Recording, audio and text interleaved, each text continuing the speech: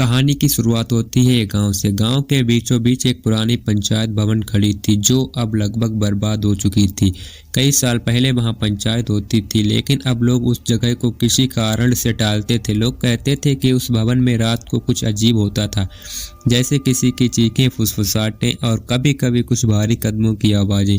गांव वाले मानते थे कि वहां कोई आत्मा है जो अपने समय में न्याय के नाम पर कई लोगों की जान ले चुकी थी। वह पंचायत भवन किसी के लिए भी डरावनी जगह बन चुकी थी, लेकिन कुछ पुराने लोग आज भी उस भवन में जाने की हिम्मत जुटाते थे। उन्हें लगता था कि ये एक पुरानी कहानी है। इसी समय में उस पंचायत भवन में एक विनायक था जिसका नाम रामनाथ था। रामनाथ बहुत ही सख्त और न्यायप्रिय व्यक्ति था जो किसी भी अपराधी को नहीं छोड़ता था। वह कभी भी किसी गरीब या निर्दोष को तंग नहीं करता था। वह किसी भी मामले को पूरी निष्ठा से सुनता और अपने फैसले पर अड़िग रहता। लेकिन ये एक दिन रामनाथ के सामने एक बहुत कठिन मामला आया। एक जादूगर ने गांव में आतंक मचाया था। उसने कई लोगों की जान ली थी और उन्हें अपने जादुई शक्ति से तंग कर दिया था। रामनाथ ने फैसला किया कि वह इस जादूगर को पकड़कर सजा देगा। एक भयंकर लड़ाई में रामनाथ ने जादूगर को हराया, लेकिन जादूगर ने हारने से पहले रामनाथ को श्राप दे दिया। जादूगर ने कहा, तुम जहाँ भी न्याय का नाम लोगे वहाँ हमेशा अंधकार होगा। तुम्हारी आत्मा वहाँ बसी रहेगी और तुम्हें अपनी गलती का एहसास हमेशा होगा। इसके बाद रामनाथ ने पंचायत भवन छोड़ दिया और वह कहीं दूर चला गया। लेकिन उसके बाद की घटनाएं गांव में अनहोनी के रूप में सामने आने लगी। लोग कहते थे कि रात के समय पंचायत भवन में डरावनी आवाज़ें आती थी। कभी चीखें, कभी किसी के कदमों की आवाज़ें और कभी कटी फटी आवाज़ें सुनाई देती थीं। कहा जाता था कि रामनाथ की आत्मा उसी भवन में बसी हुई थी क्योंकि वह कभी अपने किए गए अपराधों को नहीं भूल पाया। उसे ये एहसास था कि उसके निर्णय ने बहुतों की जिंदगी को नुकसान पहुंचाया था।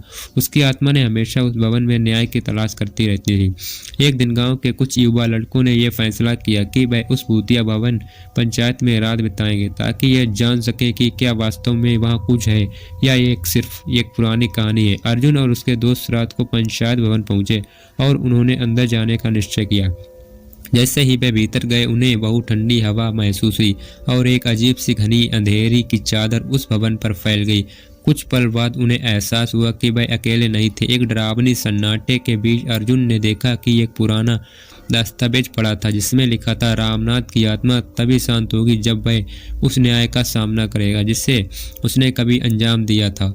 अर्जुन और उसके दोस्तों को अब समझ में आ गया था कि यह सिर्फ एक डरावनी कहानी नहीं बल्कि एक सच्ची घटना थी। वे डरते हुए एक दूसरे की आंखों में देख रहे थे, लेकिन उन्होंने तय किया कि वे रुकेंगे और सच्चाई का सामना करेंगे।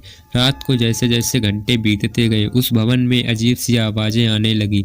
कभी खटके की आवाज़, कभी चीखें और कभी किसी के घिसटने की आवाज़ें सुनाई देती थी। तभी अचानक पंचायत भवन के दरवाजे बंद हो गए और पूरा कमरे का वातावरण एक डरावनी स्थिति में बदल गया।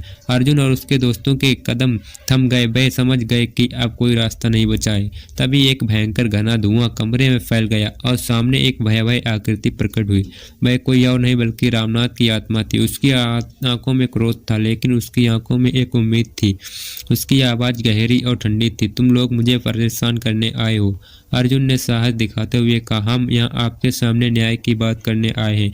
आप जिस न्याय के लिए परेशान हैं वह अब खत्म हो चुका है। रामनाथ की आत्मा ने कुछ देर चुप रही और फिर बोली, मैंने जो कुछ भी किया वह सब मेरे द्वारा किए गए गलत फैसलों का परिणाम था।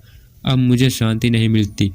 मुझे माफ़ी चाहिए, लेकिन मैं यह जानता हूँ कि शायद कभी माफ़ी नहीं मिल सकती। अर्जुन ने कहा, आपने जितना भी नुकसान किया है वह आपके कर्मों का फल है, लेकिन अब हम यहाँ आपके लिए शांति की बात करने आए। रामनाथ की आत्मा धीरे धीरे शांत हो गई और एक ठंडी सांस ली। उसकी आत्मा को अब यह शांति मिल गई जो बरसों से वह ढूंढ रहा था। वह धीरे धीरे गायब हो गया और कमरे में फिर से सन्नाटा छा गया। वह रात पंचायत भवन के लिए आखिरी रात साबित हुई जब न्याय का जो चक्र था वह खत्म हो गया। अर्जुन और उसके दोस्त वहां से बाहर निकले और उन्होंने समझा कि कभी कभी हमें अपने अतीत से लड़ने और उसे स्वीकार करने की ज़रूरत होती है ताकि भविष्य में शांति पा सकें।